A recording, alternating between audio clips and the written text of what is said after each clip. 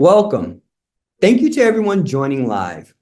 I appreciate your taking time out of your busy day to attend and listen to this webinar. If everyone is ready, I'll go ahead and get started. I'll start by talking a little bit about Holborn Assets. The company started in the UAE back in 1998, nearly 30 years ago, as a small independent advisory firm.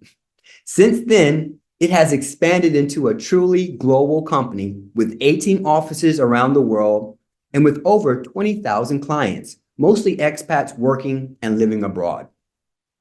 The focus at Holborn is to empower its clients to achieve financial success through independent advice and outstanding service. About myself, I'm both proud and a little shocked to share that I've been working in financial services for over 30 years. I started my career working on Wall Street in New York City, eventually assuming the role as the Chief Compliance Officer for a couple of leading financial companies. A little over 15 years ago, I decided to relocate to Southeast Asia and apply my experience to dealing directly with clients. These days, my life revolves around three simple things: my family, work, and Brazilian Jiu-Jitsu, which sort of leads us into my presentation today. Let me ask you to imagine something for a moment. Imagine yourself 15 years from now. You wake up in the morning wherever you've chosen to live, maybe in Southeast Asia, Europe, the Middle East, or maybe somewhere else entirely different. Your time is your own. You're not rushing to meetings. You're not worried about markets or income. You're not dealing with physical limitations that prevent you from doing the things you enjoy. You have your health. You have financial security, and you have the freedom to spend your days exactly how you want. Now, here's the real question. What decisions would that future version of you be most grateful that you made today? If you ask people what they want most in life, you'll hear some version of the same answer: freedom. The freedom to make choices, the freedom to control their time, the freedom to live life on their own terms. But here's something interesting. The behaviors that create freedom often don't feel very free in the moment. Saving instead of spending, exercising when you don't feel like it, investing consistently instead of waiting for the perfect moment. None of those things feel like freedom while you're doing them. In fact, they feel like the opposite. And yet, when you look at people who truly have freedom later in life, financial freedom, physical freedom, lifestyle freedom, you almost always find the same thing: years of disciplined decisions made long before the rewards were visible. Which leads to the idea I want to explore with you today. Discipline is not the enemy of freedom. Discipline is freedom. In my last session, we talked about habits and how habits quietly shape success in both wealth and health. If habit is the lock, discipline is the key that opens it. Now, I'll admit something that conceptually for the longest time was difficult for even me to accept, and that was the importance of discipline. You see, for a large portion of my life, I resisted the idea of discipline because in my mind, I was a free spirit. I didn't want routines. I didn't want structure. I didn't want to feel constrained by schedules or systems. I wanted to live life on my own terms. But ironically, I actually thrived when I had structure. And though I secretly liked it, it wasn't something I was willing to admit, even to myself. In my younger years and in my ignorance, I equated structure with less freedom. It wasn't until I heard something that allowed me to settle these two seemingly opposing things that completely changed my perspective. If you are not disciplined, you are a slave to your impulses. That stuck with me because it forced me to rethink what freedom actually means. Is freedom simply doing whatever you feel like in the moment? Or is freedom the ability to live the life you want long term? Those are very different things. The first is impulse, the second is earned. Over the years, I've come to believe something very simple. Discipline is the price of freedom.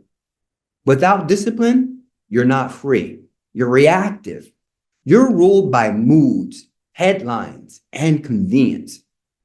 But when you create systems, when you automate good decisions, something interesting happens. You gain freedom from stress, freedom from second guessing, freedom from emotional decision making.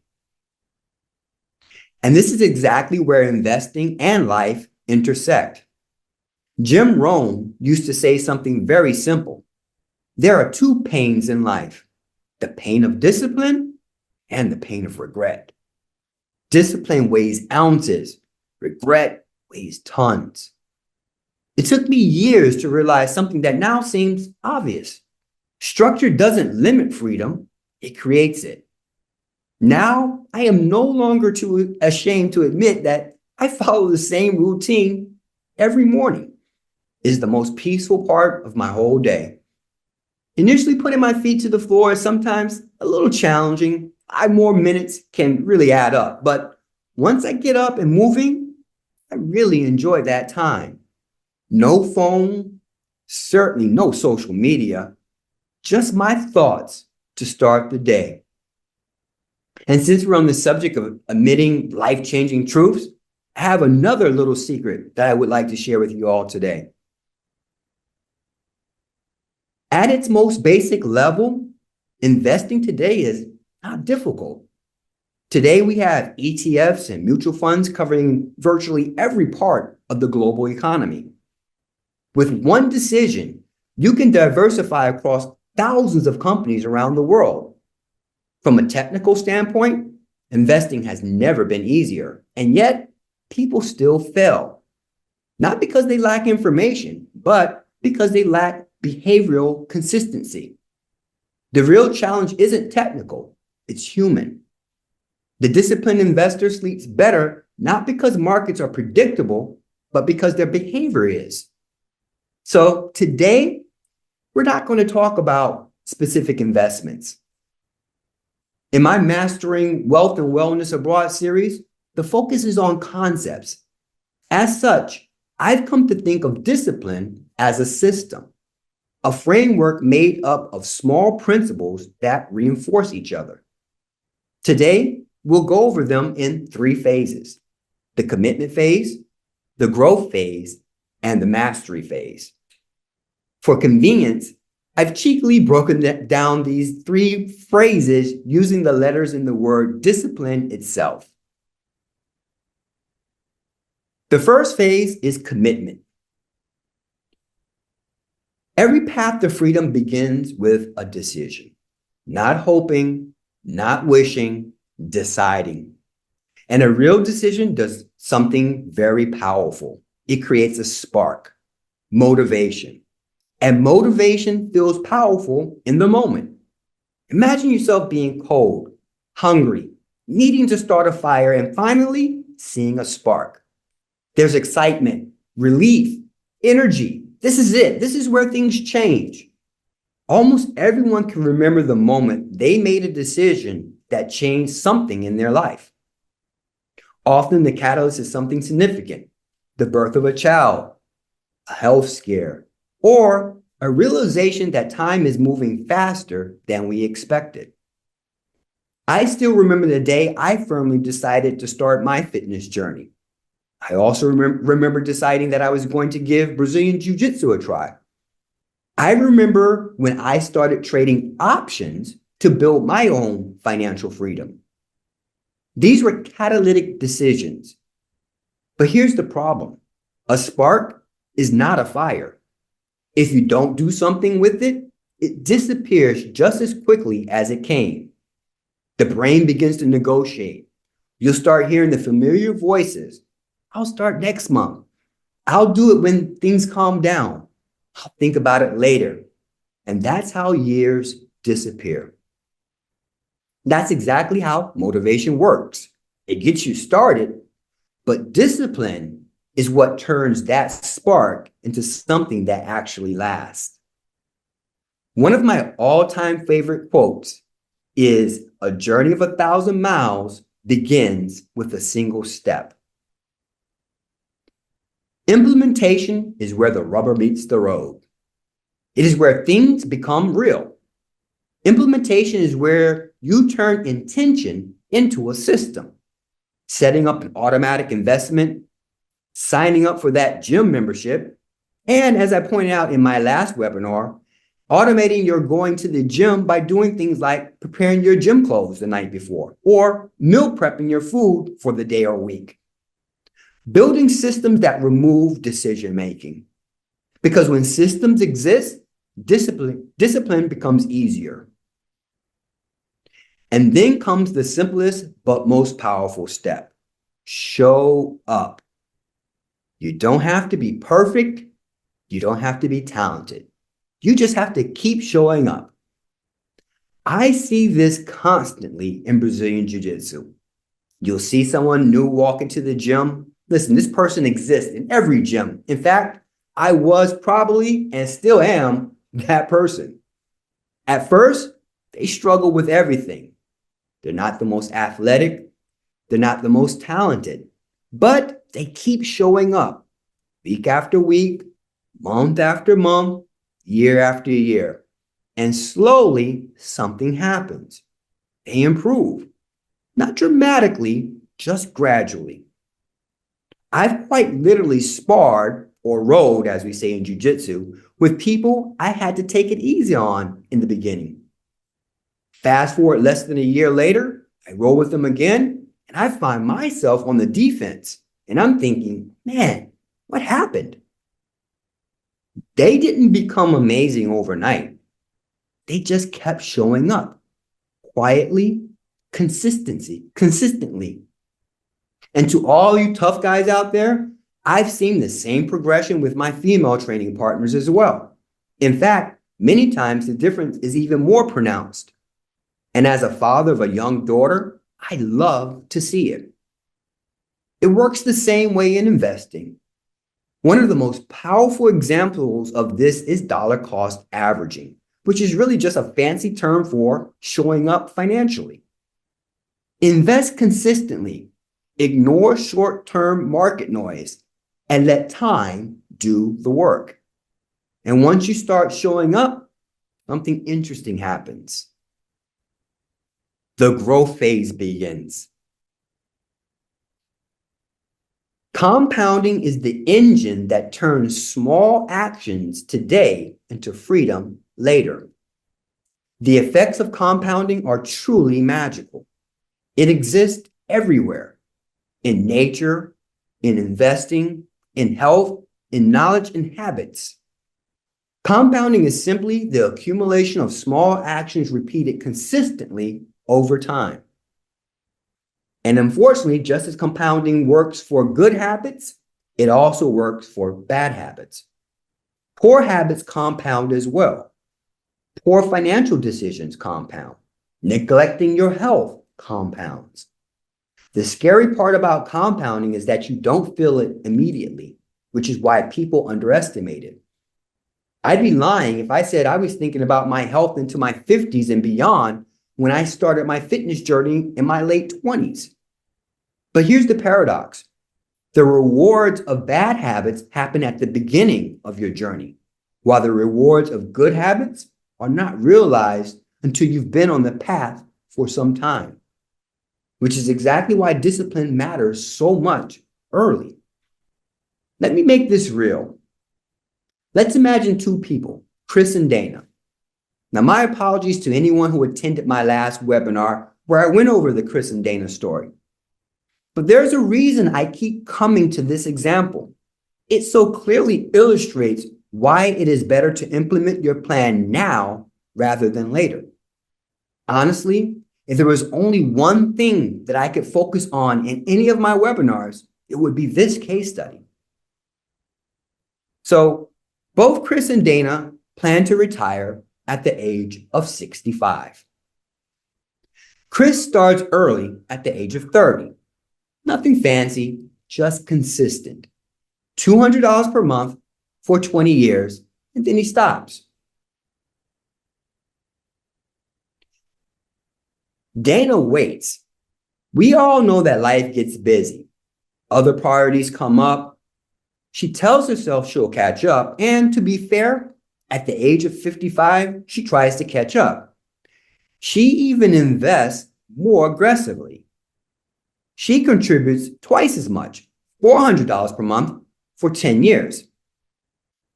But here's what happens. Now remember, they've both invested the exact same total amount, $48,000. Assuming an illustrative 7% return, Dana ends up with about $67,000. Not bad for a $48,000 investment. Chris, however, ends up with more than $130,000, even though he stopped contributing 15 years earlier. Why?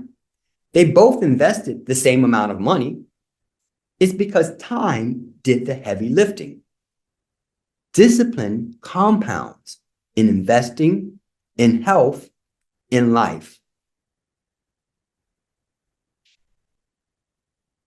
Now, as a financial planner, this next slide is where people expect me to talk about markets and portfolios.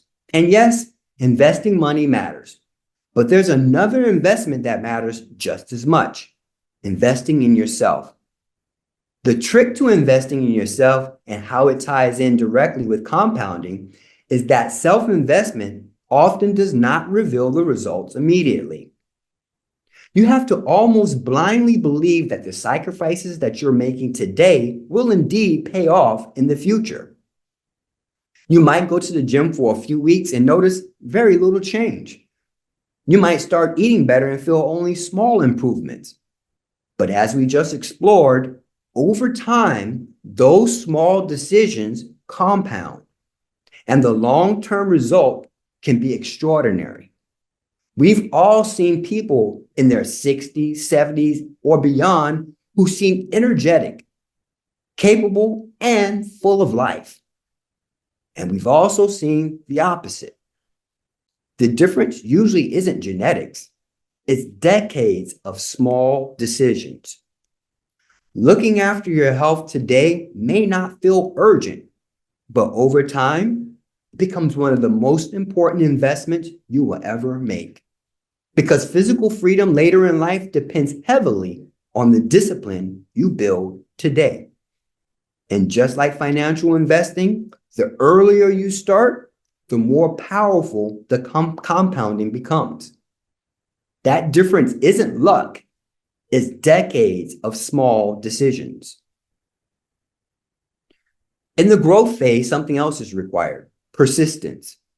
By definition, persistence is being obstinately repetitious, insistent, or tenacious towards a desired goal despite obstacles, warnings, or setbacks. I love this description. There's no fluff, no sugarcoating. It means to go for something no matter what. Relentless pursuit even when you don't feel like it. There will always be resistance. There will be days that you simply won't want to be bothered. Gyms, markets. I just want to sit on the couch and relax, for crying out loud. It's too early. It's too cold. It's too complicated. Markets are too chaotic. To hell with it all. Persistence means doing the uncomfortable things anyways. And if you stay consistent long enough, discipline starts to change form. Eventually, discipline becomes something deeper. This is where people separate themselves. At the mastery stage, discipline stops feeling restrictive. Mastery begins with curiosity. You keep learning. In jiu-jitsu, techniques evolve constantly. What worked 5 years ago may not work today, so practitioners adapt. Investing evolves the same way. New tools, strategies, and technologies emerge. The disciplined person stays curious, not to chase trends, but to better understand the system they're operating in. Learning leads to refinement. Small adjustments. Athletes adjust training routines. Investors rebalance portfolios. Tiny improvements over long periods create significant change. Nullifying the noise in many ways is my favorite tip. I'm a big fan of quiet meditation. It is a part of my morning routine. I'm also a massive fan of spending time in nature, away from mobile devices and other distractions. There will always be distractions. These distractions can come in many different forms: family, friends, social media, news, and even from your own self-talk. But when you have a clear goal, it is so important for you to nullify the noise that is coming to you. You have to ask yourself, what is the genesis of this? Don't get me wrong, some of it is there for a reason and needs to be considered. But you will find that the vast majority of the noise is just that, noise, and should be ignored. Most of that information exists to promote emotion because fear sells. But disciplined investors learn to step back. They focus on their system rather than reacting to every headline. And eventually, something powerful happens. You don't just improve your strategy, you evolve as a person. The disciplined investor becomes calm during volatility. The disciplined athlete becomes comfortable with discomfort. Discipline stops feeling like effort. It becomes identity. Your discipline is influencing your evolution, which brings us back to where we started, freedom. When I speak with expats in their 50s and 60s, one sentence comes up again and again. I wish I had started investing earlier. Sadly, most people don't change when they should. They change when they're forced to. The uncomfortable truth is that many people only take their health seriously after the doctor gives them bad news.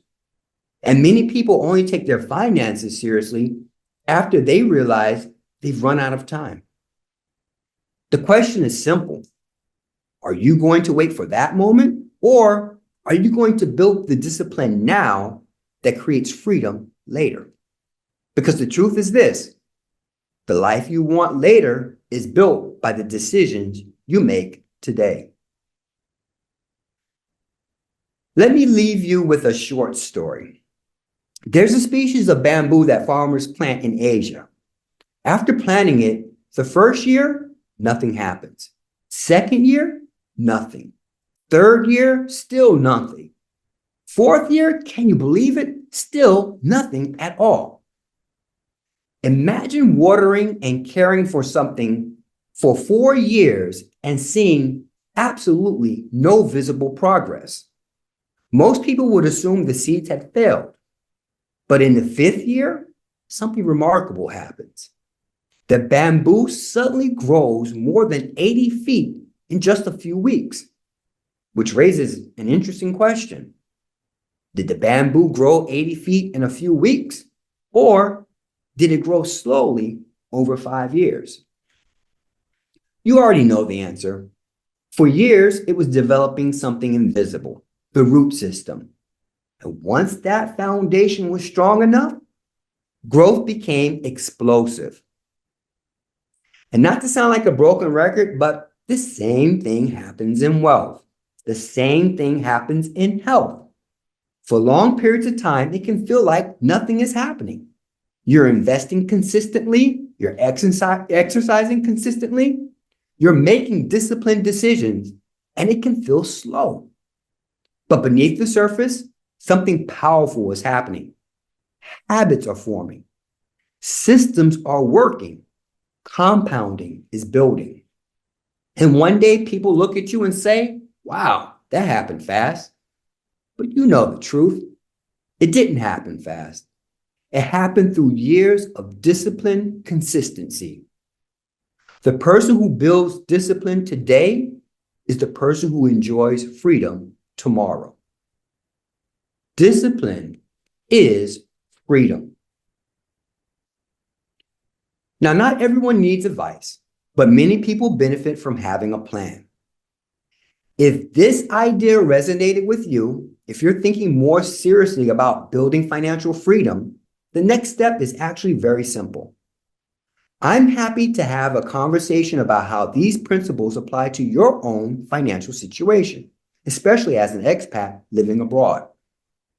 These are informal conversations where we look at three things: where you are financially today, where you'd like to be in the future, and whether there are opportunities to improve the path between the two. It's a complimentary financial clarity session, and there's absolutely no obligation. It's simply a chance to get a second perspective and ask questions. If that sounds useful, you'll see a link where you can schedule a time that works for you. These conversations tend to be most helpful for professionals who are earning well but unsure if their investments are optimized, have accumulated savings but don't have a long-term strategy, professionals working abroad who want to ensure they're making the most of their international situation, or are thinking more seriously about retirement planning while living abroad. So with that, I think I've probably rambled on long enough. I really do appreciate your taking 25 minutes out of your day to join me. I know everyone here is busy, and I genuinely hope that at the very least, this session gave you something useful to reflect on, whether that's around your finances, your health, or simply small decisions that shape your long-term freedom. If you do have any questions, feel free to type them into the chat. I'm very happy to answer them. And if nothing comes to mind right now, that's perfectly fine too. Sometimes these ideas are things you reflect on afterward rather than immediately. You'll also find a link in the chat to my calendar if you'd like to schedule a one-to-one conversation. As I mentioned, these are informal, they're free of charge, but it's just a chance to explore your own situation and see whether any of these ideas apply to you personally. Otherwise, thank you again for your time, and I hope you have a great rest of your day, wherever you're joining from. Take care, everyone. All right, I'll give everyone a minute more. Otherwise, thanks again, everyone, and I hope to speak with some of you soon.